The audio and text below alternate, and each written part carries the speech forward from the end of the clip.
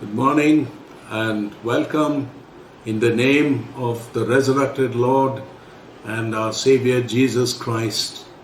We praise God that we are able to worship the Lord in spirit, believing that His grace and His peace will be our portion.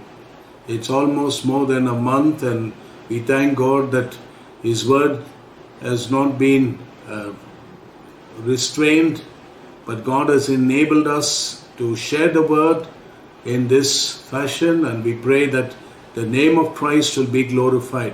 I kindly request you to take your Bible and we would read together from the Gospel, from the book of Philippians chapter 1. I want to read from Philippians chapter 1 verses 15 to 26. Philippians chapter 1 verse 15 to 26. It is true that some preach Christ out of envy and rivalry, but others out of goodwill. The latter do so in love, knowing that I am put here for the defense of the gospel. The former preach Christ out of selfish ambition, not sincerely, supposing that they can stir up trouble for me while I am in chains. But what does it matter? The important thing is that in every way, whether from false motives or true, Christ is preached, and because of this I rejoice. Yes, and I will continue to rejoice, for I know that through your prayers and the help given by the Spirit of Jesus, what has happened to me will turn out for my deliverance. I eagerly expect and hope, and I will in no way be ashamed, but will have sufficient courage, so that now, as always, Christ will be exalted in my body, whether by life or by death. For to me, to live is Christ, and to die is gain. If I'm going on living in the body, this will mean fruitful labor for me. Yet, what shall I choose? I do not know. I am torn between the two. I desire to depart and be with Christ, which is better by far, but it is more necessary for you that I remain in the body. Convinced of this, I know that I will remain and I will continue with all of you for your progress and joy in the faith, so that through my being with you again, your joy in Christ Jesus will overflow on account of me. May God bless the reading of His precious word. Can we pause for prayer, please? Our loving Heavenly Father, we thank you and praise you for these moments when we could bow down before you, asking your blessing on your word. We thank you, Lord, for the Holy Spirit of God who will open up the eyes of our understanding, that all of us might behold some truths from your word. So bless your word and glorify your name. In Christ's name we pray. Amen.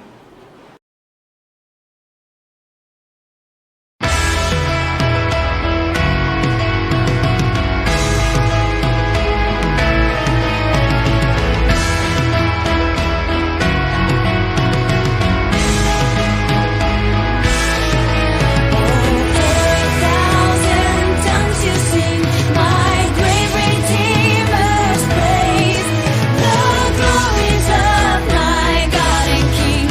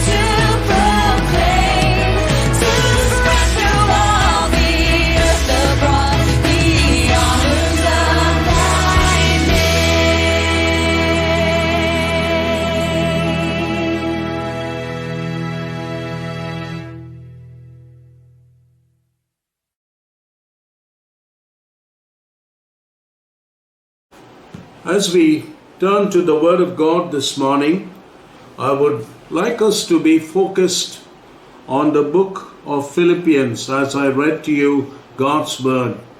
And I'm constrained to share something about the life of the Apostle Paul. This is what has come to me, is Paul's consuming passion and Paul's sufficiency.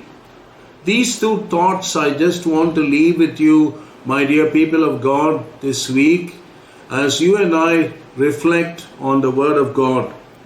As we looked at the Word of God, especially Philippians chapter 1 verse 21, what is it Paul is writing to the church of Philippi? I really like the way Paul writes to them, reminding them of what Christ meant to him. Look at what he said to the church of Philippi. He says in Philippians 1 and verse 21, what is Paul saying? He says, for to me, I like those words, for to me to live is Christ and to die is gain. When you look at these words closely this morning, to see Paul's consuming passion and his sufficiency, what is it that comes to us? Why is it that Paul is saying, for to me to live is Christ? You know, there is something which Paul himself, as you study the Word of God, especially the epistles and all of Paul's writing, Paul himself, gave us a portrayal of Jesus Christ, a more so a beautiful portrayal of Christ. What did he think about Christ as you look at various letters of the Apostle Paul? He said, he is the peacemaker. He is the Lord of glory. He is the only foundation. He is our Passover. He is the destroyer of death. Jesus is the light of the gospel. Jesus is our deliverer. Jesus the price. Jesus the head of the church. Jesus the Advent. Jesus the King of kings. Jesus the judge of all. Jesus the Redeemer. Jesus the captain. And then he went on to say that he is the high priest and the author and finisher of our faith. If we are to consider the last two sayings of Paul from the book of Hebrews, what do we see about Paul? Paul's passion was firmly founded, on the very person of Christ. That's what, really catches my attention. To live is Christ. What does Paul mean? When he said to live is Christ, does Paul take time for us to understand those words which he stated, particularly to the church of Philippi? Yes, Paul takes time. That's something I like of the Apostle Paul. He throws, light, particularly if you turn with me to the book of Galatians. Galatians chapter 2, verses 19 to 21. Very powerful words to the church of Galatia too. What is Paul saying there? If you look at Paul's writing, to the church of Galatia, he says, I have been crucified with Christ. Look at those words. I have been crucified with Christ. I no longer live, but Christ lives in me. And the life I live by faith, I live in the Son of God who gave his life for me.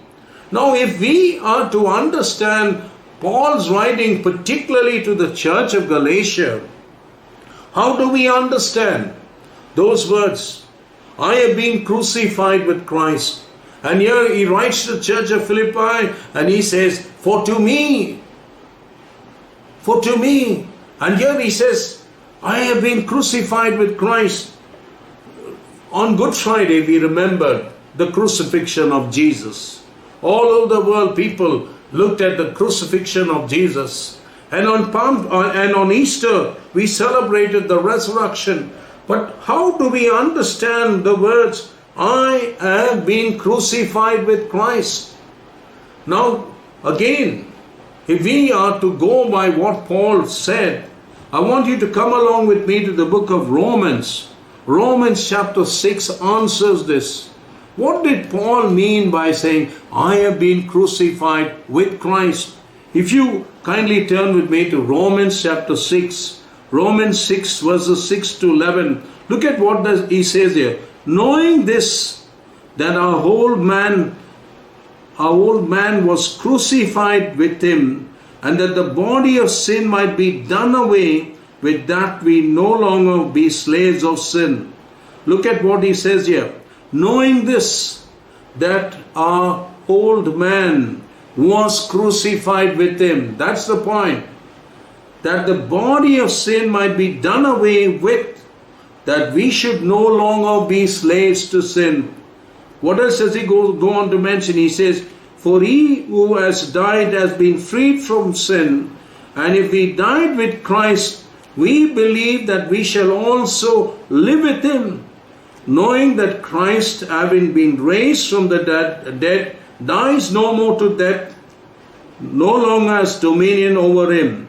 For the death he died to sin once for all, but the life he lives to God. And look at verse 11. Likewise, you also reckon yourselves to be dead indeed to sin, but alive to God in Christ Jesus our Lord. So here you gather with me Paul throwing light on the old self which has to be crucified. And that's what Paul is saying to the church of Philippi as well as to the church of Galatia. I have been crucified with Christ. I no longer live but Christ. What is Paul reminding us? If we are to put these verses together, the book of Romans, the book of Galatians, the book of Philippians, here Paul is simply stating this. He's reminding us this morning to allow Christ to live his life through us. And that's what God is saying to us this morning. That you and I will allow Christ to live his life through us. And how do we go on to live this life? How do I go on to live this life? Let me go back with you to the book of Galatians. If you could kindly turn back with me to Galatians chapter 2 and verse 20. He says, and the life I live in the flesh, I live by faith in the Son of God who loved me and gave himself for me. How do I go on to live for Christ? For me to live is Christ, but how do I go on to live for Christ? Here Paul gives us the answer. He says, the life I now live in the flesh, I live by faith. That's the calling for the believer this morning. That's the calling for those who have committed their lives to Jesus. That you and I will go on to live by faith. Live by faith in the Son of God who loved me and gave himself for me. The key to live by faith in Christ, who gave himself for us, is what I see from Paul's writing again. How do I go on to live this life by faith? You and I need to make two affirmations. You might say, what are those two affirmations? If I'm going to live by faith in the Son of God who gave his life for me, what are those two affirmations you and I got to make? The first one is what Paul wrote to Romans, Romans 8:37. What did Paul say as he wrote that glorious chapter, Romans chapter 8? He says, we are more than conquerors through Jesus Christ our Lord. Look at that. You and I are more than conquerors through Jesus Christ who loved us. He gave his life for us, but he still loves us and who will continue to love us. And the second affirmation is, that is in 1 Corinthians chapter 15 and verse 57, he says, but thanks be to God who gives us the victory through our Lord Jesus Christ. So you and I could see together with Paul that God wants me to be a conqueror as I live by faith in the Son of God who gave his life for me. And the second one is, God wants me to be Christ will give me the victory. And that is why Paul, when he wrote to the church of Corinth, again in 2 Corinthians chapter 5 verse 7, what did Paul say there? For we walk by faith and not by sight. The Christian life you and I are called to live and lead is a faith walk. Listen carefully, it's a faith walk. And Paul himself testified to the church of Corinth. He said, for we walk by faith and not by sight. If we are to look at this concept of living by faith, there is one entire chapter of 40 verses, beautifully written by the writer of Hebrews chapter 11. If you want to study that chapter, there you'll see, the heroes and the champions of faith. The beautiful chapter on the faith's champions. Almost that word comes, if you closely study, 19 times it's mentioned, my faith, by faith, by faith. So it comes to me and it comes to you as a reminder this morning. If we are to live for Christ, I ought to live by faith. What do we gather quickly if we are to look at the chapter?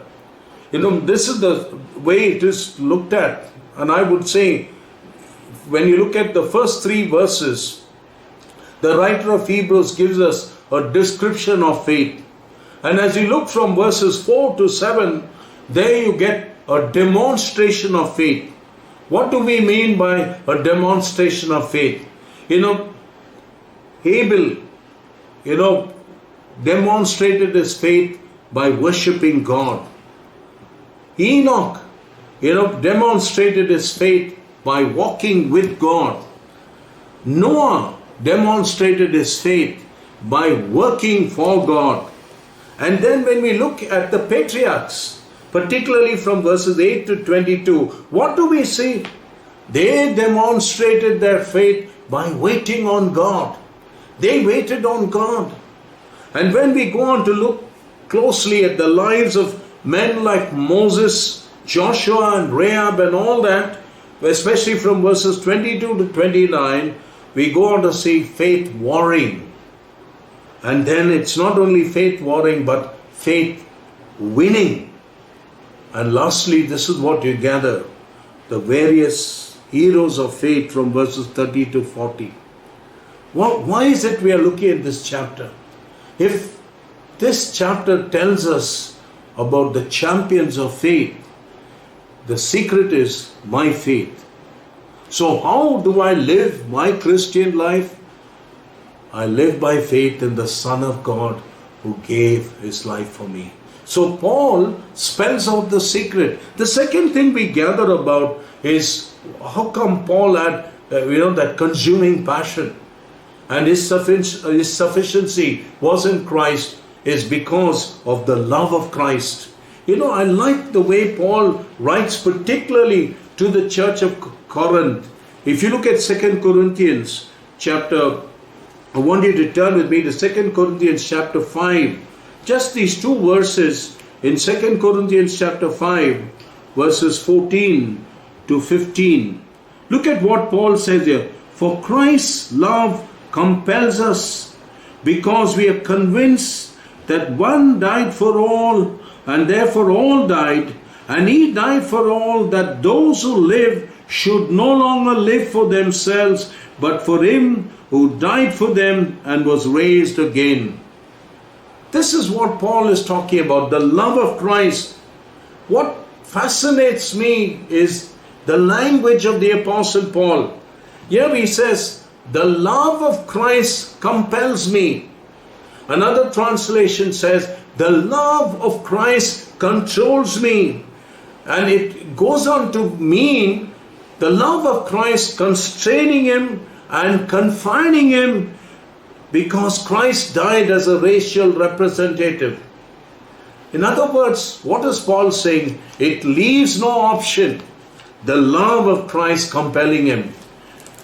You know, when I looked at the word compel, the word compel means to hold together, to grip tightly, a tight grip that prevents escape. The love of Christ, in other words, leaves us no choice but to live our lives for Him. That is why Paul was so passionate for Christ, because he knew there was a tight grip on him. The love of Christ. And I'm sure as we have meditated on Good Friday, it is the love of Christ.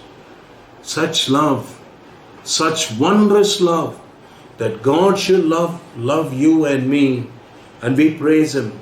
It's not only the love of Christ and faith in Christ, but the third thing which I want to share quickly is the grace of Christ. What is it that Paul spoke about the grace of Christ? I want you to quickly turn with me to the book of 1 Corinthians chapter 15. If you turn with me to 1 Corinthians chapter 15 and verses 9 to 11, this is what you see Paul saying here. He says, "For I am the least of the apostles, and do not even deserve to be called an apostle, because I persecuted the church of God. But by the grace of God," look at those words, "but by the grace of God, I am what I am, and His grace to me was not without effect. No, I worked harder than all of them, yet not I, the grace of God." So here you gather with me as you look at this wonderful chapter, 1 Corinthians 15, on the resurrection of Christ.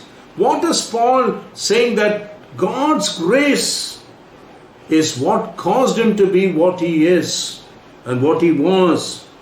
And that is why Paul again takes time as he wrote his testimony to Timothy. I want you to turn with me to 1 Timothy chapter 1 and verses 12 to 15. 1 Timothy chapter 1 verses 12 to 15. Look at what Paul again is testifying to Timothy. Look at what he says here in 1 Timothy chapter 1 verses 12 to 15. "I thank Christ Jesus our Lord, who has given me strength, that He considered me faithful, appointing me to service, even though once I was a blasphemer, a persecutor, and a violent man. I was shown mercy because I acted in ignorance and unbelief." And look at verse 14.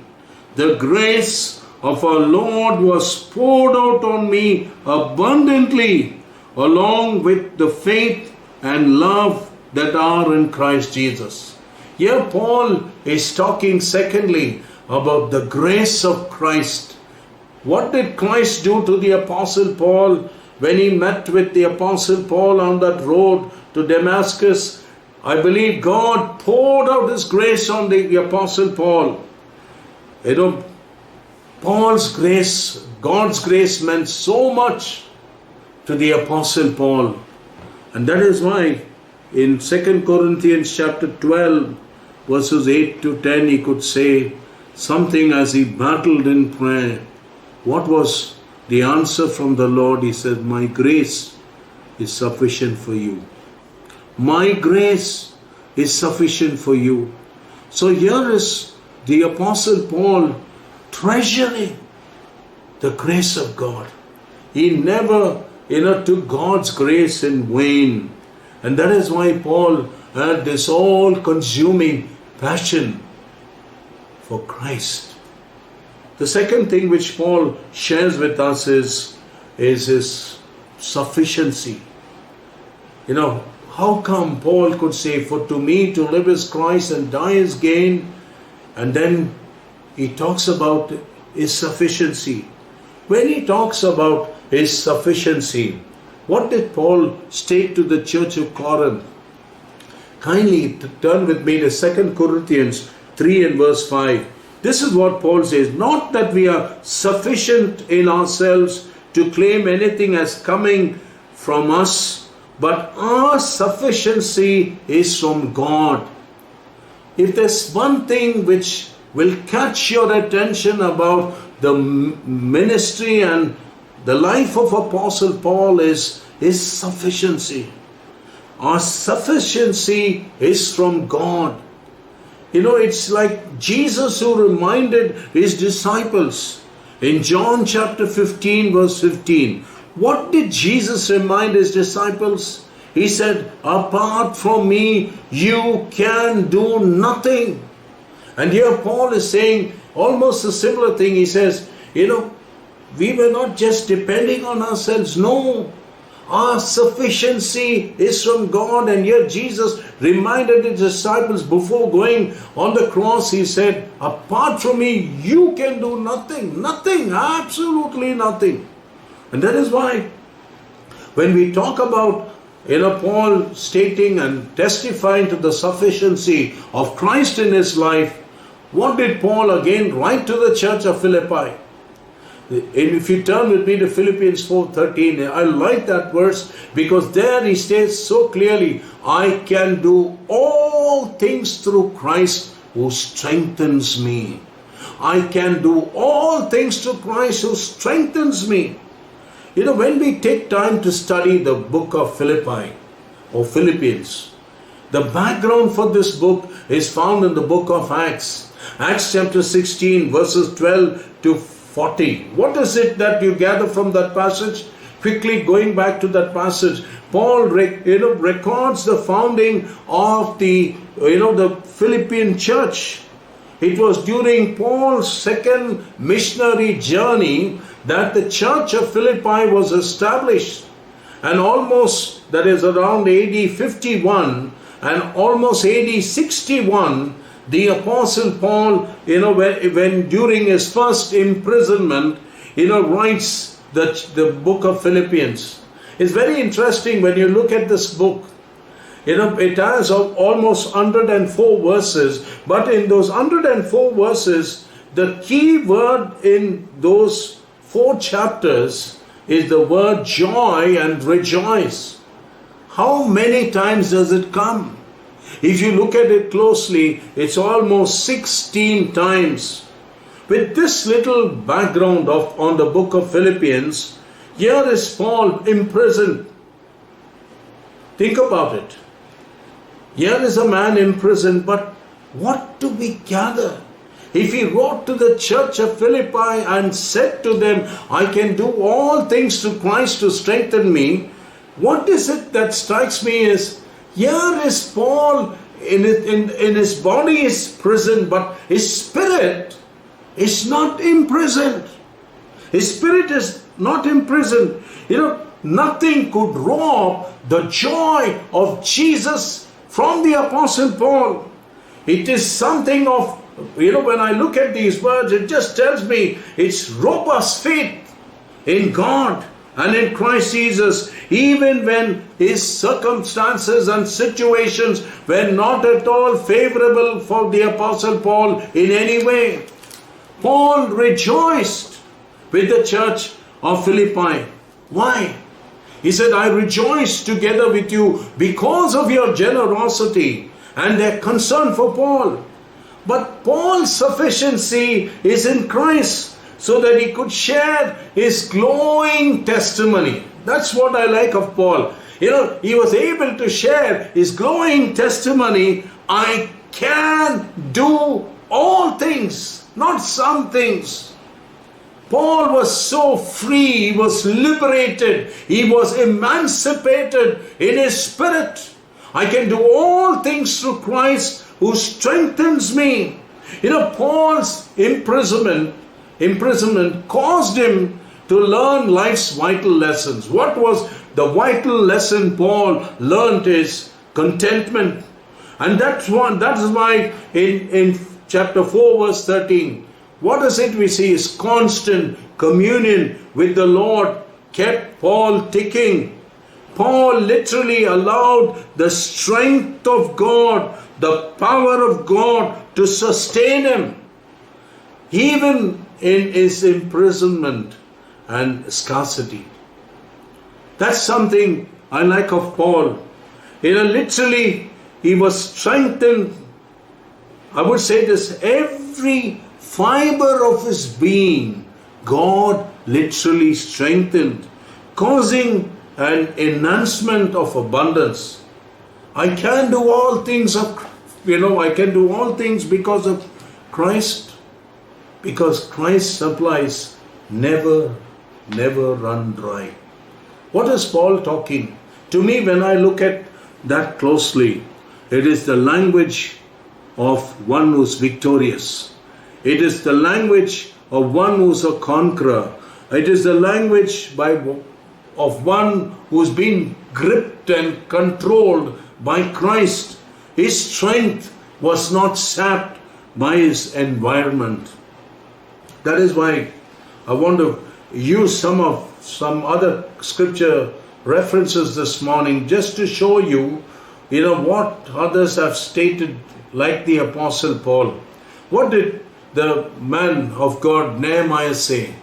I like what Nehemiah, the man whom God called and God raised up to build broken walls. What did Nehemiah say? He said these words. He said, do not grieve, for the joy of the Lord is your strength. And if you turn with me to Isaiah 41 and verse 10, I will strengthen you and I will help you and I will uphold you. Look at what God is reminding his people. I will strengthen you. And if you turn with me to Isaiah 40 and verse 31, those who hope in the Lord will renew their strength. Look at those words. Psalm 73 and verse 26, it says, my flesh and my heart may fail me, but God is the strength of my heart. I like that. God is the strength of my heart. And in Isaiah 40 verse 29, what is the prophet Isaiah saying? He gives strength to the weary and increases the power of the weak. And then if you turn with me to Psalm 18, another glowing psalm by David. What did David say? I love you, my Lord, because you are my strength. My strength. Paul again writing to the church of Thessalonica, 2 Thessalonians, he said, but the Lord is faithful and he will strengthen you. 1 Chronicles 16 and verse 11. Look to the Lord and his strength. Seek his face always. This morning, as we have gone through God's word, what is the Lord calling us or reminding us to be focused on? This is what I gather. The Lord, our sufficiency. The Lord, your sufficiency. In other words, the Lord, our supply. The Lord, our source. The Lord, our strength. Irrespective of what is happening, as you and I look around, you and I keep looking to the Lord of hosts. We keep looking to the Lord of angel armies. As we close, this is the reminder. I can do all things through Christ who strengtheneth me. God's supplies will never run dry as we keep looking to him. And let us live for Christ with his power and his strength. Can we pray? Let us pray. Our loving Heavenly Father, we thank you and praise you for the wonderful and marvelous way you have been with us over the past 1 month, leading us as a church and as your people, even though we're not able to meet and have fellowship, but we thank you this morning that we could fellowship around your word. We thank you for all these facilities and privileges you've given us as a people of God, that we could continue to look to you and be radiant, O Lord. Thank you this morning, Father, for sustaining each and every family. Thank you for being with us as the body of Christ. Thank you, Lord, for your grace, and thank you for your mercy. Thank you for your faithfulness. Thank you for your goodness. Thank you, Lord, for your everlasting, enduring love.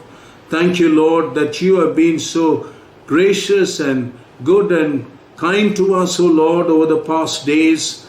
And we thank you that this Friday we could look to you. And we thank you for each one, Lord, who has listened to your word. And we thank you for ministering to us through your word and by your Spirit. And I pray, Father, that you would so help us to always live for you no matter what comes our pathway.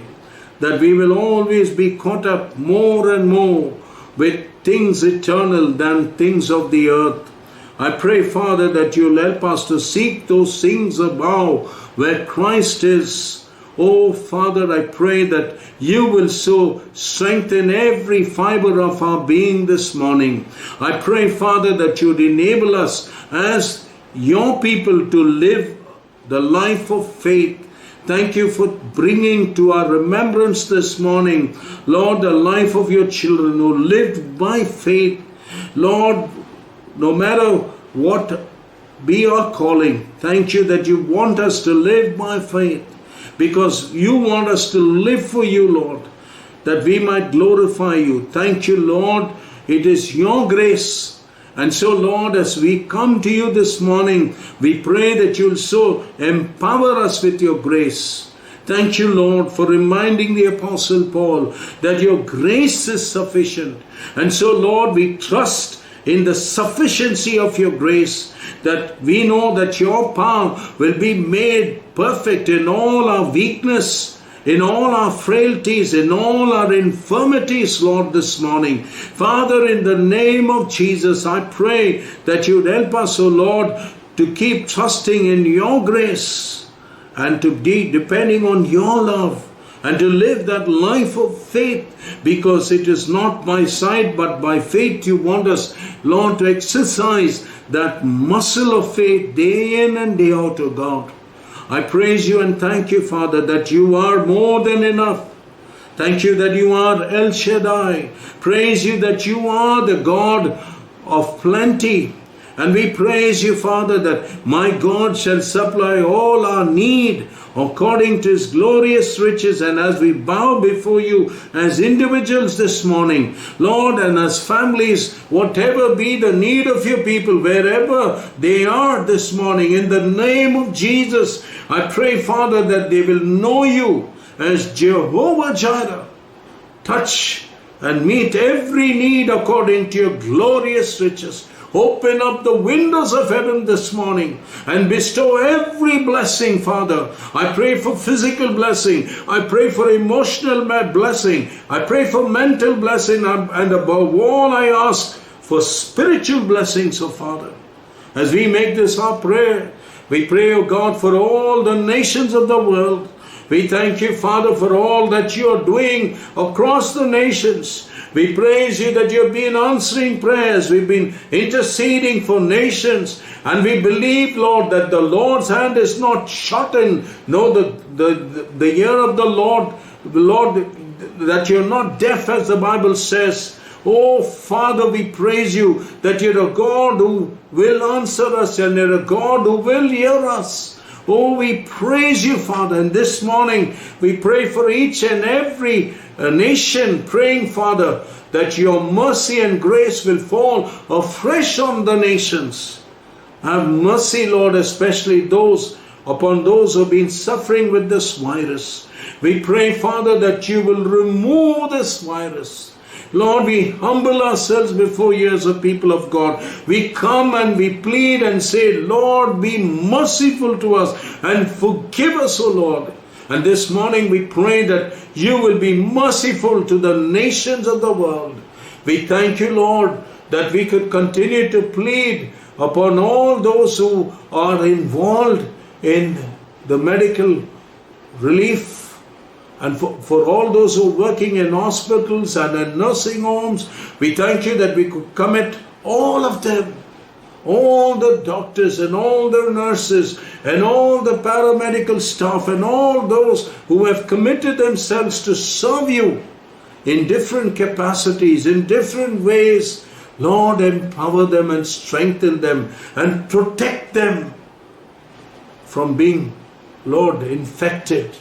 We pray very specially your mercy and grace.